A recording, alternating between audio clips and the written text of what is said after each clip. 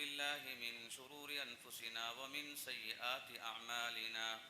من يهده الله فلا مضل له ومن يضلله فلا هادي له وأشهد أن لا إله إلا الله وحده لا شريك له وأشهد أن محمدًا عبده ورسوله يا أيها الذين آمنوا اتقوا الله حق تقاته ولا تموتن إلا وأنتم مسلمون يا أيها الناس اتقوا ربكم الذي خلقكم من نفس واحدة وخلق منها زوجها وبث منهما رجالا كثيرا ونساء واتقوا الله الذي تساءلون به والأرحام إن الله كان عليكم رقيبا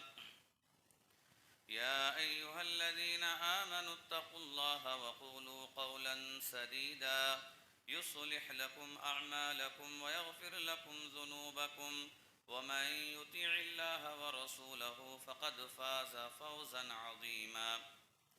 فإن أصدق الحديث كتاب الله وخير الهدي هدي محمد صلى الله عليه وسلم وشر الأمور محدثاتها وكل محدثة بدعة وكل بدعة ضلالة وكل ضلالة في النار فأعوذ بالله من الشيطان الرجيم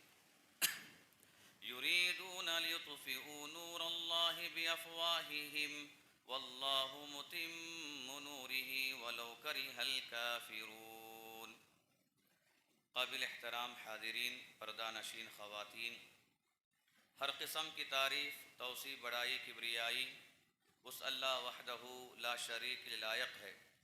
جس نے لوگوں کی ہدایت و رہنمائی کے لیے آخری نبی محمد مصطفیٰ صلی اللہ علیہ وسلم کو مبعوث کیا۔ لاکھوں درد و سلام اللہ کے سارے انبیاء پر، خصوصاً آخری نبی محمد مصطفیٰ صلی اللہ علیہ وسلم پر، جن کے اخلاق بہت ہی اعلیٰ تھے، جنہوں نے اپنی پوری زندگی میں ایسی کوئی غلطی نہیں کی، ایسی کوئی خطا نہیں آپ نے کی کہ آپ کی ذات پر کوئی داغ آ سکے، اور اللہ تعالیٰ نے آپ صلی اللہ علیہ وسلم کے مقام و مرتبے کو بہت ہی بلند کیا ہے۔ محترم حضرات، آج آپ کے سامنے گستاخ رسول قرآن و حدیث کی روشنی میں اس عنوان کے تحت میں کچھ باتیں عرض کرنا چاہتا ہوں۔ جیسے کچھ کے حالات آج ہمارے سامنے ہیں کہ لوگ مسلمانوں کے خلاف، مسلمانوں کی دشمنی میں آ کر کبھی مسلمانوں کے خلاف بیان بازی کرتے ہیں، تو کبھی اسلام کے خلاف گفتگو کرتے ہیں، تو کبھی رسول اکرم صلی اللہ علیہ وسلم کی شان میں گستاخی کرتے ہیں، نازیبا کلمات استعمال کرتے ہیں۔ رب العالمین نے بتایا کہ یہ کافروں کا عمل ہمیشہ کا ہے، ہر زمانے میں نبیوں کے ساتھ کافروں نے اسی طرح کا سلوک کیا ہے۔ اسلام کو مٹانے کے لیے، مسلمانوں کو اسلام سے دور کرنے کے لیے ہر دور میں یہ کوشش کی گئی ہے، لیکن اللہ تعالیٰ کا یہ وعدہ ہر ہمیشہ سے ہے کہ اللہ تعالیٰ اپنے رسولوں کی بھی وہ حفاظت کرتا ہے، آخری نبی کی بھی اس نے حفاظت کی ہے، اور اسلام کی بھی وہ حفاظت کرتا ہے۔ اسلام کے لیے جو کتاب نازل کی گئی ہے اس کتاب کی بھی وہ حفاظت کرتا ہے، اور اسلام پر چلنے والے جو مسلمان ہیں، صحیح معنوں میں جو کامل مومن ہیں، ان کی بھی وہی حفاظت کرتا ہے۔ رب العالمین نے فرمایا کہ یریدون لیطفئوا نور اللہ، کہ وہ لوگ چاہتے ہیں کہ اللہ کے نور کو بجھا دیں۔ یریدون لیطفئوا نور اللہ بافواہہم، کہ اپنے پھونکوں سے، اپنے منہ سے اللہ کے نور کو بجھانے کی تمنا کرتے ہیں، کوشش کرتے ہیں۔ واللہ متم نورہ، لیکن اللہ تعالیٰ اپنے نور کو مکمل کر کے رہے گا، ولو کرہ الکافرون، اگرچہ کہ کافر اس بات کو پسند نہیں کرتے۔ مفسرین کہتے ہیں کہ یہاں پر اللہ کے نور سے کیا مراد ہے؟ بعض نے کہا اللہ کے نور سے مراد اسلام ہے کہ دشمنان اسلام یہ کوشش کرتے ہیں کہ اسلام ختم ہو جائے، اسلام مٹ جائے، اسلام کے ماننے والے ختم ہو جائیں، تو اللہ کے نور کو مٹانے کا مطلب ہے اسلام کو بجھانا، اسلام کو مٹانا، اور یہ تو ناممکن ہے۔ قیامت تک اسلام باقی رہے گا، بلکہ قیامت کے قریب میں اسلام ہر پکے اور کچے گھر میں داخل ہو جائے گا، اللہ کے نام لینے والے ہر جگہ پر رہیں گے۔ اور بعض مفسرین نے کہا کہ یہاں پر اللہ کے نور سے مراد اللہ کے رسول صلی اللہ علیہ وسلم ہے، کہ لوگ چاہتے ہیں کہ آپ صلی اللہ علیہ وسلم کو مٹائیں، آپ کی تعلیمات کو مٹائیں، اور آپ کی ذات میں کچھ تنقیص کلمات کریں، آپ کا استہزاء کریں، مذاق اڑائیں، تاکہ اس کے ذریعے مسلمانوں کے دلوں کے اندر اسلام کی قدر و منزلت کم ہو جائے، یہ کوشش کرتے ہیں۔ لیکن رب العالمین نے وعدہ کیا کہ اللہ تعالیٰ اپنے نور کو مکمل کر کے رہے گا، اور اللہ تعالیٰ کا وعدہ سچا ہے، کبھی اللہ تعالیٰ اپنے وعدے کی خلاف ورزی نہیں کرتا۔ اور بعض مفسرین نے کہا کہ یہاں پر اللہ کے نور سے مراد قرآن مجید ہے، کہ لوگ چاہتے ہیں کہ قرآن کو ختم کریں، اور قرآن یہ اللہ کا کلام ہے، ساری دنیا مل کر، ساری دنیا کی حکومتیں مل کر، ساری دنیا کا مال و متاع اور سارے جائیداد اس کام کے لیے لگا لیں، تب بھی یہ ناممکن ہے کہ لوگ اسلام کو مٹائیں، یا اللہ کے رسول صلی اللہ علیہ وسلم کی تعلیمات کو مٹائیں، یا قرآن مجید کو مٹائیں، یہ ناممکن ہے۔ اس لیے کہ اللہ تعالیٰ نے وعدہ کیا کہ اللہ تعالیٰ اپنے نور کو مکمل کر کے رہے گا، اگرچہ کہ کافر اس بات کو پسند نہیں کرتے۔ محترم حضرات، آپ صلی اللہ علیہ وسلم کی شان اور آپ کا مقام، آپ کی عظمت اتنی زیادہ ہے کہ اسلام میں ہمیں یہ تعلیم دی گئی ہے کہ جو بھی اپنے آپ کو مسلمان کہتا ہے وہ اسی وقت مسلمان ہے جبکہ وہ اللہ کے رسول صلی اللہ علیہ وسلم سے دل و جان سے بڑھ کر، آل و اولاد سے بڑھ کر، دنیا کی ہر چیز سے بڑھ کر محبت کرے۔ جو رسول سے محبت کرتا ہے ہر چیز سے بڑھ کر، وہی مسلمان۔ جو محبت نہ کرے وہ مسلمان نہیں ہے، مومن نہیں ہے، اسلام سے وہ نکلا ہوا ہے۔ اور محبت میں یہ بات شامل ہے کہ ہم آپ صلی اللہ علیہ وسلم کی عزت کریں، آپ کے مقام و مرتبے کا لحاظ رکھیں، آپ کا نام لیں تو عزت سے نام لیں، آپ کا ذکر کریں تو عزت کے ساتھ ذکر کریں۔ اور یہاں تک ہمیں تعلیم دی گئی ہے، اگر ہمارے سامنے آپ صلی اللہ علیہ وسلم کا نام آئے تو ہماری ذمہ داری یہ ہے کہ ہم آپ پر درود و سلام پڑھیں۔ آپ نے فرمایا وہ انسان بخیل ہے جس کے سامنے میرا نام ذکر کیا گیا اور وہ مجھ پر درود نہ پڑھے۔ تو گویا کہ یہاں پر ہمیں تعلیم دی گئی کہ آپ کی تعظیم میں، آپ کے شان میں اور آپ کی محبت میں یہ بات شامل ہے کہ آپ صلی اللہ علیہ وسلم کی عزت، آپ کے نام کی عزت، آپ کی تعلیمات کی عزت، اور جو دین آپ لے کر آئے ہیں اس دین کی عزت کریں۔ اور جو آپ کی عزت نہیں کرتا، آپ کی تعلیمات کی عزت نہیں کرتا، جو آپ کی ذات پر نقص لاتا ہے، حرف لاتا ہے، گستاخی کرتا ہے، اور آپ صلی اللہ علیہ وسلم کی جو زندگی ہے اس زندگی کو نشانہ بناتا ہے، اور آپ کی ذات کو عیبدار کرنا چاہتا ہے، کہ اللہ تعالیٰ اس انسان کو کبھی برداشت نہیں کرتا، اور کبھی رب العالمین ایسے انسان کی غلطی کو ذرا بھی معاف نہیں کرتا جو اللہ کے رسول صلی اللہ علیہ وسلم کی شان میں گستاخی کرے۔ دیکھیے کہ اللہ تعالیٰ کے یہاں آپ صلی اللہ علیہ وسلم کا مقام کتنا بڑا ہے کہ اگر کوئی آپ کے سامنے بلند آواز سے بات کرے تو رب العالمین نے بتایا کہ لوگوں اپنی آوازوں کو نیچے رکھو، نبی کے سامنے، نبی کے سامنے اپنی آوازوں کو اونچی مت کرو۔ اگر کوئی نبی کے سامنے اپنی آواز کو اونچی کرتا ہے تو اس کی نیکیاں برباد ہو جائیں گی۔ یہ رسول کا مقام۔ رب العالمین نے فرمایا یا ایھا الذین آمنوا لا ترفعوا اصواتکم فوق صوت النبی، اے ایمان والو تم اپنی آوازوں کو نبی کی آواز پر اونچی مت اٹھاؤ۔ ولا تجہر لہ بالقول کجہر بعضکم لبعض، اور جیسے تم آپس میں ایک دوسرے سے بات کرتے ہو ویسے نبی سے بات مت کرو، ان کی عزت کرو، ان کے مقام و مرتبے کا لحاظ رکھو، ان کی عظمت کا لحاظ رکھو، آپس میں ایک دوسرے کو بات کرنے کی طرح نبی سے بات نہیں کر سکتے۔ اور رب العالمین نے آگے فرمایا ان تحبط اعمالکم وانتم لا تشعرون، کہ ہو سکتا ہے کہ تمہارے اس عمل کی وجہ سے، نبی کے سامنے آواز بلند کرنے کی وجہ سے، یا جیسے تم آپس میں ایک دوسرے کو پکارتے ہو ایسے بات کرنے کی وجہ سے، اللہ تمہارے نیکیوں کو برباد کر دے گا۔ نبی کی عزت نہ کرنا، نبی کی شان میں گستاخی کرنا، یہ نیکیوں کو برباد کرنے کا ذریعہ۔ اللہ تعالیٰ اس عمل کبھی پسند نہیں کرتا، بلکہ بعض دیہاتی کبھی مدینہ آتے، مدینہ آنے کے بعد گھر کے باہر سے آپ کو آواز دے کر پکارتے تھے۔ اللہ تعالیٰ کو یہ عمل پسند نہیں آیا، چونکہ اس سے نبی کو تکلیف ہوتی ہے، اور نبی کو تکلیف دینا اللہ کو کبھی پسند نہیں ہے۔ اللہ تعالیٰ نے ہر اس کام سے روکا جس کام سے نبی کو تکلیف ہو، یہاں تک کہ گھر کے باہر ٹہر کر بلند آواز سے پکارنے سے بھی روکا، کہا کہ تم وہ عمل مت کرو جس عمل سے نبی کو تکلیف پہنچے۔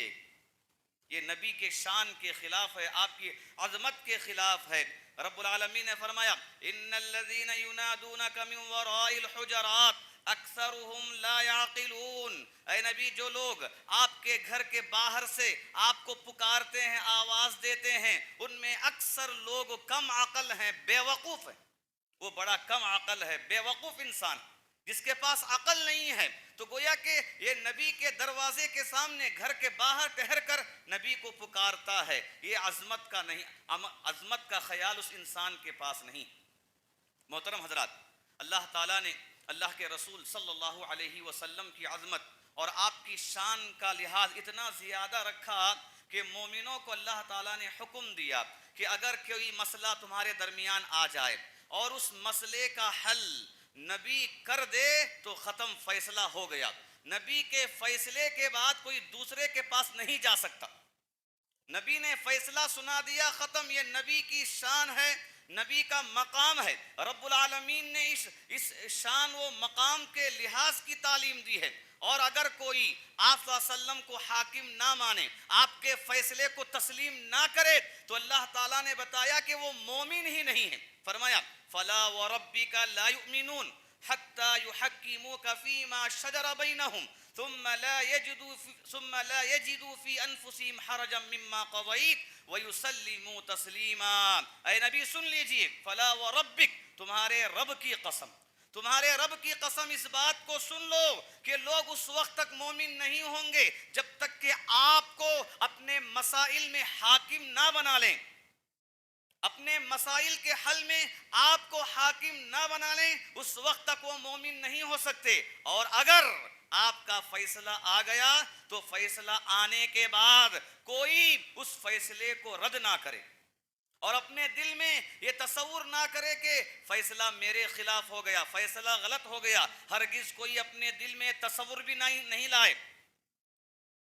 بلکہ آپ صلی اللہ علیہ وسلم کی بات کو تسلیم کر لے، اپنے آپ کو آپ کی بات کے سامنے، آپ کے فیصلے کے سامنے جھکا دے۔ یہ رب العالمین نے بتایا کہ ایمان والوں کے لیے ضروری ہے، ایمان کی بقا اسی میں ہے کہ آپ صلی اللہ علیہ وسلم کو حاکم مانیں اور آپ کے فیصلے کو تسلیم کر لیں۔ اس کے علاوہ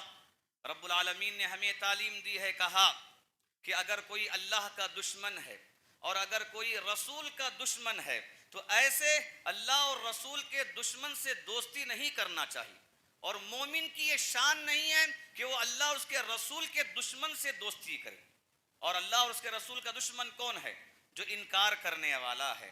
اور آپ صلی اللہ علیہ وسلم کی شان میں گستاخی کرنے والا ہے، یہ رسول کا دشمن ہے اور اسلام کے خلاف آوازیں کسنے والا ہے، یہ اللہ اور اس کے رسول کا دشمن ہے۔ ایسے لوگوں سے دوستی کرنے سے شریعت نے منع کیا۔ رب العالمین نے بتایا لا تجد قوما یؤمنون باللہ والیوم الآخر یوادون من حاد اللہ ورسولہ ولو كانوا آباءهم او ابناءهم او اخوانهم او عشیرتهم، کہ آپ کسی ایسے قوم کو نہیں پاؤ گے جو اللہ پر ایمان لائے ہیں، آخرت کے دن پر ایمان لائے ہیں، اور وہ ان لوگوں سے محبت رکھتے ہوں، ان لوگوں سے دوستی قائم کرتے ہوں جنہوں نے اللہ کی مخالفت کی، جنہوں نے اللہ کے رسول کی مخالفت کی، اگرچہ کہ وہ اپنے ماں باپ میں سے کیوں نہ ہوں، اپنے بیٹوں میں سے کیوں نہ ہوں، اپنے بھائیوں میں سے کیوں نہ ہو، اور اپنے خاندان قبیلے میں سے کیوں نہ ہو۔ تو رب العالمین نے بتایا اہل ایمان کی یہ ذمہ داری ہے، اللہ کی مخالفت کرنے والا، رسول کی مخالفت کرنے والا، اگرچہ وہ اپنے گھرانے کا، خاندان کا، اپنے بھائیوں میں سے، بیٹوں میں سے، یہاں تک کہ باپ دادا یا ماؤں میں سے کوئی بھی ہو، اگر وہ رسول کی مخالفت کرے تو ایسے انسان سے دوستی کرنا یہ مومن کی شان نہیں ہے۔ مومن کبھی دوستی نہیں کر سکتا۔ محبت رسول کی یہ علامت ہے، رسول کے دشمن کو اپنا دشمن سمجھے، اللہ کی مخالفت کرنے والے سے کبھی دوستی نہ کرے،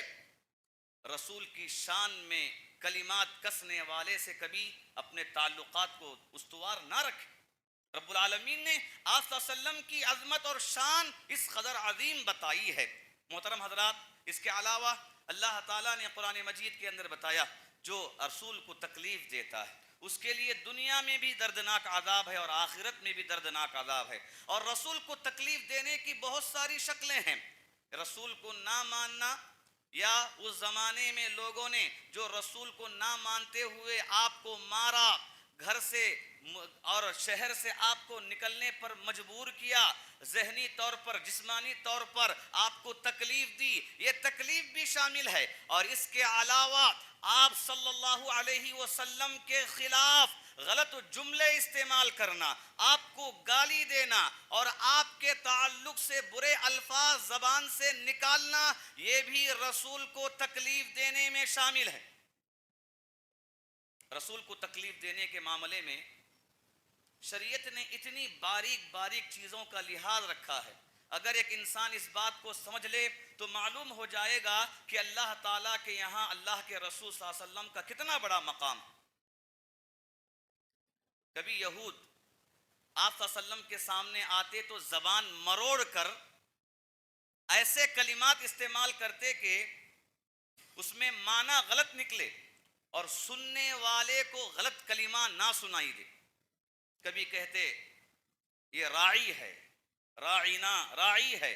راعی کے معنی ہے چرواہا، بکریاں چرانے والا۔ یہود زبان مروڑ کر مختلف کلمے استعمال کرتے تھے۔ رب العالمین نے فرمایا یا ایھا الذین آمنوا لا تقولوا راعینا، اے ایمان والو تم رسول کے لیے راعینا کا کلمہ استعمال مت کرو، جو لوگ غلط معنی میں لیتے ہیں، اگرچہ کہ معنی غلط نہیں ہے کہ یہاں پر راعی کا معنی ہے لے کر چلنا، چونکہ اللہ کے رسول صلی اللہ علیہ وسلم امت کو لے کر چلتے ہیں، قوم کو لے کر چلتے ہیں، یہ معنی تو صحیح ہے، لیکن لوگ اس کا غلط مفہوم لے کر آپ صلی اللہ علیہ وسلم کی ذات میں نقص پیدا کرنے کی کوشش کرتے ہیں۔ اس لیے ایسے کلمے استعمال مت کرو جس سے رسول کو تکلیف۔ یہود کا یہ معاملہ تھا، کبھی آپ کے سامنے سے گزرتے تو سلام کرنے کے بجائے کہتے السلام علیک، السلام علیک کی جگہ پر السلام علیک کہتے، اور السلام کے معنی ہے موت، یعنی تم پر موت آ جائے۔ یہود ایسے کلمے استعمال کرتے تھے، سلام کا کلمہ استعمال کرنے کے بجائے بدعائیہ کلمہ استعمال کرتے۔ اللہ تعالیٰ کو یہ بات بھی پسند نہیں آئی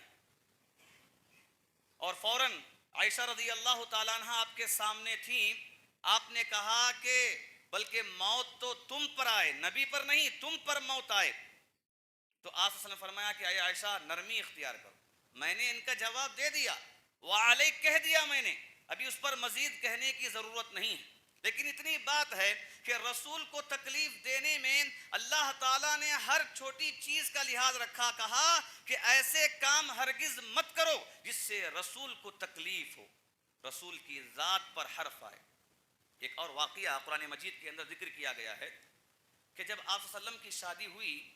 زینب رضی اللہ تعالیٰ عنہ سے، شادی کے بعد آپ نے ولیمہ کیا، ولیمے میں صحابہ کو دعوت آپ نے دی، صحابہ دعوت میں شریک ہوئے ولیمے کے۔ کھانا کھانے کے بعد آپ صلی اللہ علیہ وسلم کے گھر میں صحابہ بات کرتے بیٹھ گئے، گفتگو کرتے بیٹھ گئے. آپ انتظار کر رہے ہیں کہ اگر صحابہ چلے گئے تو میں اپنی بیوی کے پاس جاؤں گا، انتظار کر رہے ہیں. لیکن آگے بڑھ کر نہیں بول رہے ہیں کہ اب تم چلے جاؤ اپنے گھر. کیسے بولیں کہ آگے بڑھ کر آپ نہیں بول رہے ہیں کہ تم اپنے گھر چلے جاؤ. لیکن اللہ تعالیٰ کو یہ تکلیف بھی پسند نہیں آئی کہ رسول صلی اللہ علیہ وسلم اس بات میں بھی تکلیف محسوس کریں،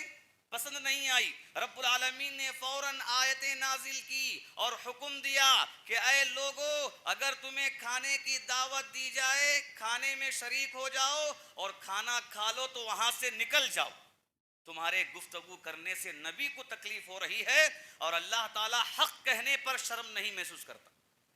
اللہ تعالیٰ حق بات کرنے میں شرماتا نہیں. رب العالمین نے فوراً آیت نازل کی. لیکن دیکھیے کہ اللہ تعالیٰ کے یہاں اللہ کے رسول صلی اللہ علیہ وسلم کے مقام و مرتبے کا کتنا لحاظ ہے کہ صحابہ کے بیٹھنے سے رسول کو تکلیف ہو رہی تھی تو اللہ تعالیٰ نے فوراً آیت نازل کی کہ اس کام سے رسول کو تکلیف ہو رہی ہے، اور اللہ تعالیٰ کو یہ چیز بھی پسند نہیں کہ اس چھوٹے سے کام سے رسول کو تکلیف ہو. اور اس کے علاوہ زمانے جاہلیت میں لوگ جو آپ کو کبھی جادوگر کہتے، کبھی دیوانہ کہتے، مختلف القاب سے آپ کو ستاتے تھے. رب العالمین نے ایک عام حکم دیتے ہوئے فرمایا ان الذين يؤذون الله ورسوله لعنهم الله في الدنيا والآخرة واعد لهم عذابا مهينا. بے شک جو لوگ اللہ کو ستاتے ہیں، تکلیف دیتے ہیں، بے شک جو لوگ رسول کو ستاتے ہیں، تکلیف دیتے ہیں، ایسے لوگوں پر اللہ کی لعنت ہے دنیا میں اور آخرت میں. دنیا میں بھی یہ لوگ اللہ کی رحمت سے محروم ہیں اور آخرت میں بھی یہ لوگ اللہ کی رحمت سے محروم ہیں. اور صرف اتنا ہی نہیں، رب العالمین نے فرمایا وَأَعَدَّ لَهُمْ عَذَابًا مُهِينًا کہ اللہ تعالیٰ نے ایسے لوگوں کے لیے رسوا کن عذاب تیار رکھا ہے، بڑا ہی خطرناک عذاب تیار رکھا ہے جو اللہ کو تکلیف پہنچاتے ہیں، رسول کو تکلیف پہنچاتے ہیں. اور دوسری آیت میں اللہ تعالیٰ نے فرمایا والذین یؤذون رسول اللہ لہم عذاب علیم. جو اللہ کے رسول کو تکلیف پہنچائے ان کے لیے دردناک عذاب ہے، خطرناک عذاب. محترم حضرات، رسول کو تکلیف دینا، آپ صلی اللہ علیہ وسلم کی شان میں گستاخی کرنا بہت بڑا جرم ہے. اتنا بڑا جرم ہے اگر اسلامی حکومت ہو، حکمران اگر مسلمان ہو، شریعت کے مطابق قانون چلتا ہو، وہاں کے لیے یہ حکم دیا گیا، فرمایا گیا من سب نبی من الانبیاء فاقتلوہ. اگر نبیوں میں سے کسی نبی کو کوئی گالی دے گا اس کی سزا قتل ہے. اگر اسلامی حکومت ہے، مسلمان قانون اسلامی طور پر چلتا ہے تو وہاں کی یہ سزا مقرر کی گئی ہے، اس لیے کہ نبی کی شان میں کوئی نازیبا کلمات استعمال کرے کبھی شریعت اسے پسند نہیں کرتی، نہ اللہ تعالیٰ اسے پسند کرتا ہے، نہ ہی اہل ایمان اس بات کو پسند کرتے ہیں. اور یہ چیز صرف انبیاء کے ساتھ خاص ہے، نبیوں کے ساتھ یہ معاملہ خاص ہے. ابو بکر رضی اللہ تعالیٰ عنہ کو ایک آدمی نے گالی دی. ابو برزہ رضی اللہ تعالیٰ عنہ ساتھ میں تھے. انہوں نے کہا اے خلیفہ آپ مجھے حکم دیجئے کہ میں اس کا کام تمام کر دوں. تو اس وقت ابو بکر رضی اللہ تعالیٰ عنہ نے کہا، فرمایا لا واللہ ما كانت لبشر بعد محمد صلی اللہ علیہ وسلم. نہیں، ہرگز نہیں، یہ معاملہ صرف محمد صلی اللہ علیہ وسلم کے ساتھ خاص ہے، ہر ایک کے لیے چیز نہیں ہے کہ کوئی کسی کو گالی دے تو اس کا معاملہ صاف کر دے. نہیں، یہ صرف نبی کے لیے ہے. یہ نبی کا مقام ہے کہ اگر کوئی نبی کو تکلیف پہنچاتا ہے، نبی کی ذات میں حرف لاتا ہے، شان میں گستاخی کرتا ہے تو اس کی سزا شریعت نے سخت مقرر کی. اور اس کے علاوہ بہت سارے ایسے واقعات موجود ہیں کہ گستاخی کرنے والوں کا انجام اللہ تعالیٰ نے دنیا ہی کے اندر عبرت ناک بنا دیا تاکہ لوگ انہیں دیکھ کر محتاط ہو جائیں، سنبھل جائیں اور یہ بات سمجھ لیں کہ اللہ کے رسول صلی اللہ علیہ وسلم کی شان میں گستاخی کرنا یہ بہت ہی خطرناک گناہ ہے، بہت ہی بڑا جرم ہے. آپ کا چچا ابو لہب، مشہور واقعہ، صفا کی پہاڑی پر جب آپ کھڑے ہو کر دعوت و تبلیغ کے لیے آپ نے سب کو جمع کیا، توحید کی دعوت دی، تو اس وقت آپ کا چچا ابو لہب نے کہا تھا تبن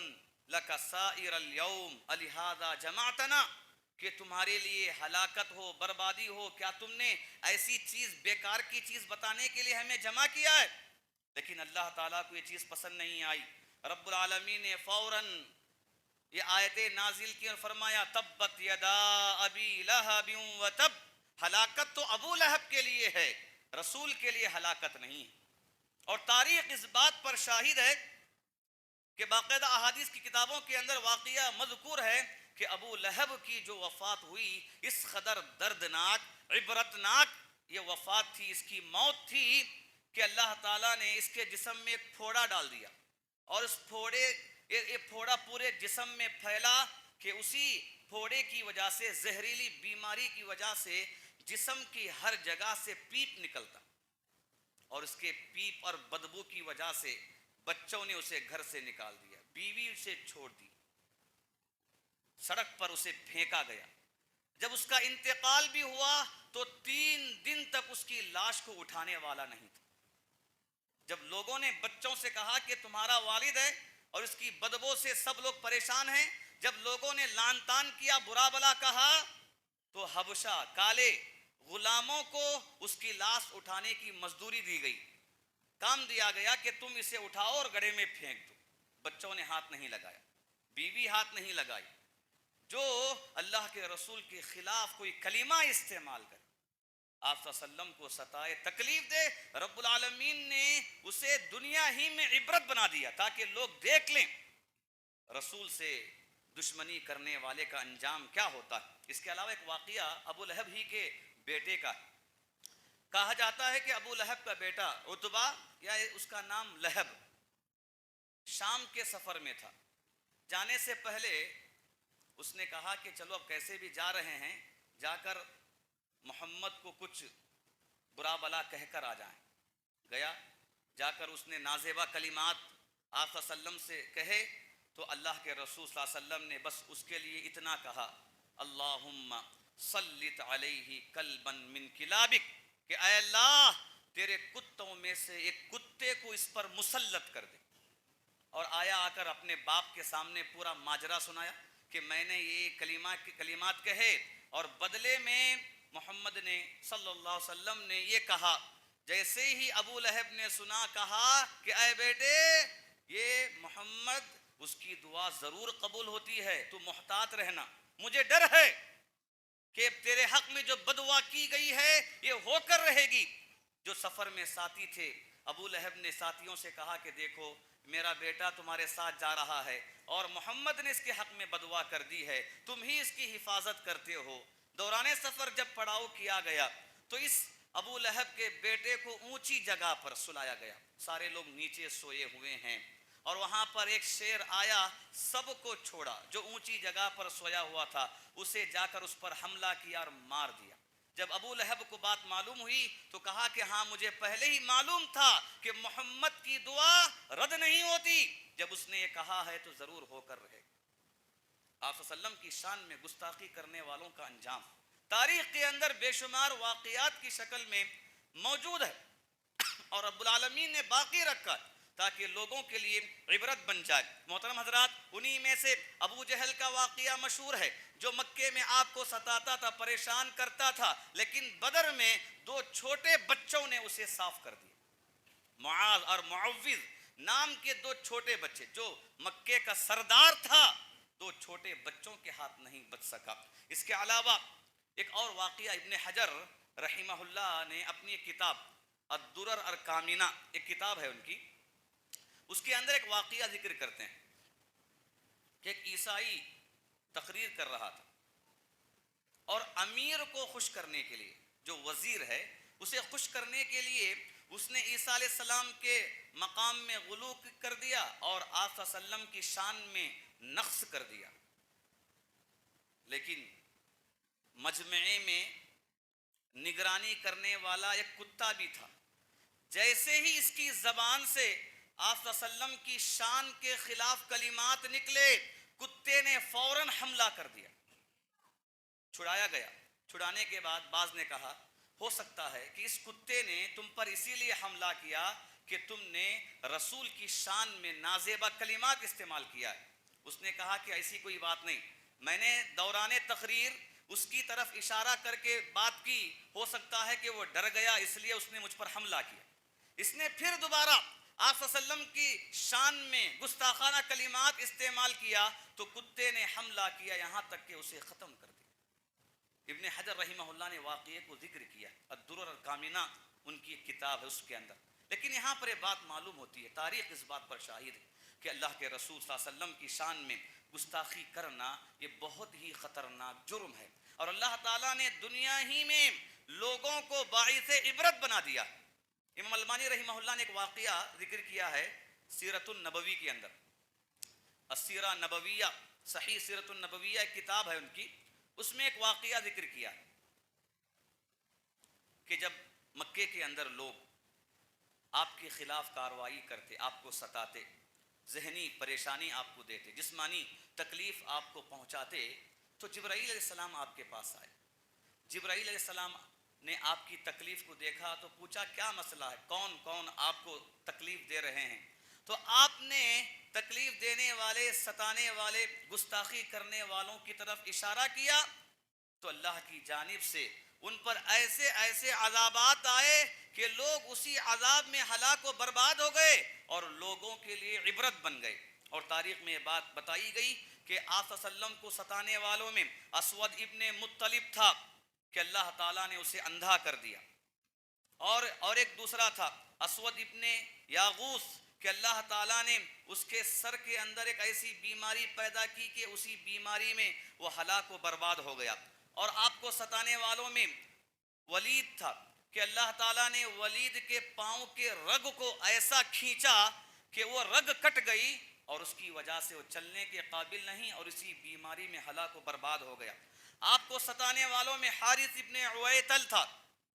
کہ اللہ تعالیٰ کے ذریعے اس کے پیٹ میں ایسی بیماری آئی کہ بیماری کی وجہ سے پیلا پانی پیپ پیٹ میں جم گیا اور اسی میں ہلاک و برباد ہو گیا۔ بلکہ یہ بھی کہا جاتا ہے کہ اس بیماری کی وجہ سے اس کے منہ سے پاخانہ نکلتا تھا، گندگی نکلتی تھی، اس بیماری میں وہ ہلاک و برباد ہو گیا۔ اور آپ کو تکلیف دینے والوں میں ایک عاص نامی انسان بھی تھا اور اسے دوران سفر سر میں ایک کانٹا چبھا، اس کانٹے کی وجہ سے وہ ہلاک و برباد ہو گیا۔ یہ تاریخ کے واقعات ہمیں بتاتے ہیں کہ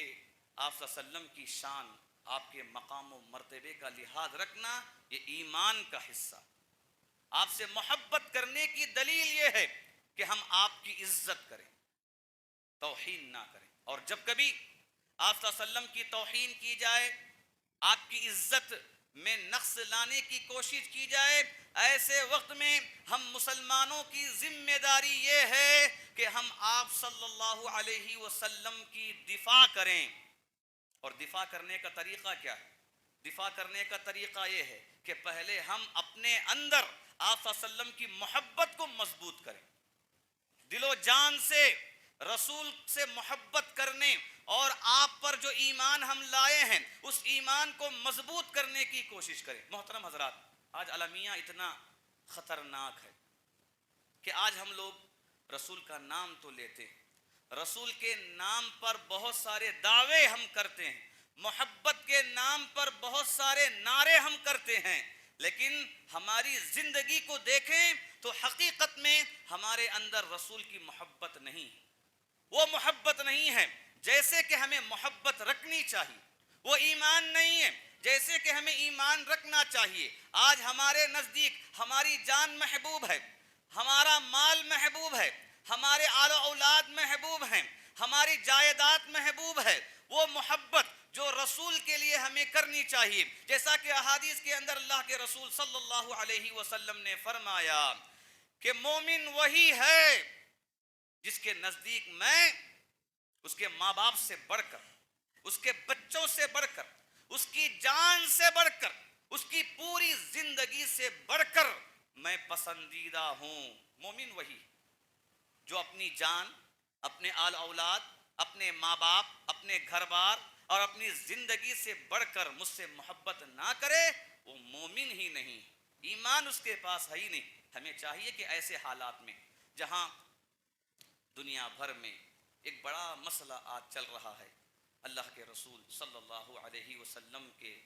ذات کے خلاف نازیبا کلمات استعمال کرنا، گستاخی کرنا،